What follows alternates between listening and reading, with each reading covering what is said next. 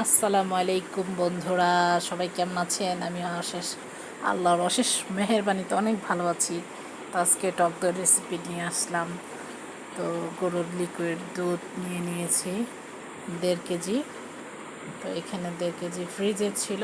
তো আমি এটাকে নামিয়ে চুলায় জাল করে নিচ্ছি। অনবরত নাড়তে হবে, কারণ সর করতে দেওয়া যাবে না।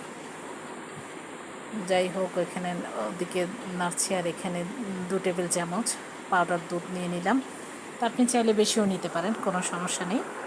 দুধটা যত ঘন হবে দইটা তত ভালো হবে। তো আমি একটু গরম হালকা দুধ দিয়ে পাউডার দুধটা আলাদা করে গুলিয়ে দিচ্ছি।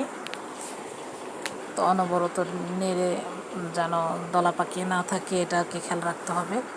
তো এখানে দুধের মধ্যে আমি একটু টক দই করব, একদম মিষ্টি দই করব না, হালকা একটু টক ভাবটা যেন কম আসে। তাই আধা কাপ চিনি দিয়ে দিলাম, ঘরে থাকা যে কোনো চায়ের কাপ দিয়ে। আপনি চাইলে বাড়িও কমিয়ে দিতে পারেন মিষ্টি দই খেলে। তো খুব সহজে রেসিপিটা যেন করা যায়, এটাই আমার উদ্দেশ্য। কারণ আমি আমার জীবনে ফার্স্ট মাশাআল্লাহ দই বানিয়ে ফেলেছি। তো এরকম সবসময় ইউটিউবে দেখি যে এভাবে সনাতন পদ্ধতিতে দই বানানো যায়, তো দই মেকার লাগবে না। তো আপনি দেখেন আর রেসিপিটা আপনি দেখুন। আমি শর্ট করে দিয়েছি, অনেক লম্বা করি নেই। তো কী পরিমাণ দুধের ঘনটা আসবে ওই চা হাতানো দিয়ে, যেটাকে বলেন নেড়ে চেড়ে দিচ্ছি কাঠের চামচ, এটা দিয়ে দেখাই যাচ্ছে যে কী পরিমাণ ঘন হতেছে। আপনি শর্টকাট বুঝলে এটাই বুঝতে পারবেন যে 1.5 কেজি, অন্তত হাফ কেজি, অন্তত 1.5 কেজি দুধের সাথে 250 গ্রাম পানি মিক্সড করেছি আমি।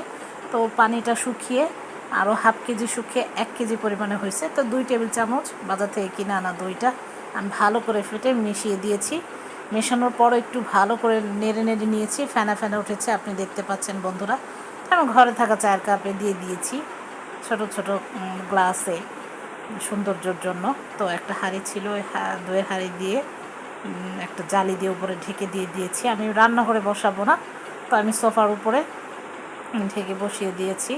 আপনাকে ভিডিও বারবার দেখাচ্ছি কিভাবে বসিয়েছি। এর উপরে কম্বল দিয়ে ভালো করে ঢেকে দিয়েছি, কোনোভাবে যেন হাওয়া না আসে। তো আমি পরের দিন এটাকে ওঠানোর জন্য তো এক হাতে ক্যামেরা ধরেছি, কারণ বাসায় কেউ ছিল না। তো আমার একটু ভিডিওটা সুন্দর আসেনি, এর জন্য আমি দুঃখিত।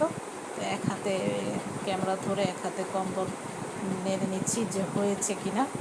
তো আমি আগের দিন বিকেলে করেছি, তো সকাল 10টা বাজে আমি উঠিয়ে দেখাচ্ছি যে কীরকম হয়েছে। মাশাআল্লাহ, অনেক ভালো হয়েছে। আর আপনারা এইভাবে ঘরে বানিয়ে দেখবেন। মানে সবসময় মনে রাখবেন দইয়ের বীজ লাগবে 2 টেবিল চামচ কিংবা 1 কাপ কি হাফ কাপ, আপনি যতটা দই বানাবেন তার পরিমাণ একটু একটু বাড়বে। তো আমি আমাদের পরিবারের সংখ্যা আপনি দেখতে পাচ্ছেন ভিডিওতে কতটুকু আছে, এতটুকুই বানিয়েছি। তো বাজার থেকে কিনে আনা দইয়ের হাঁড়ি এটা।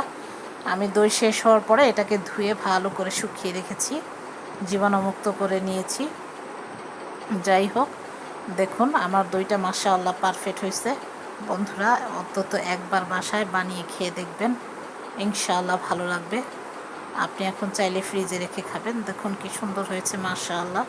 সবাই ভালো থাকবেন, আমার চ্যানেলটার সাথে থাকবেন, নাহার মিলি কিচেন। তো অনেক দিন পর ভিডিও দিলাম, ভালো থাকবেন, আল্লাহ হাফেজ, আসসালামু আলাইকুম।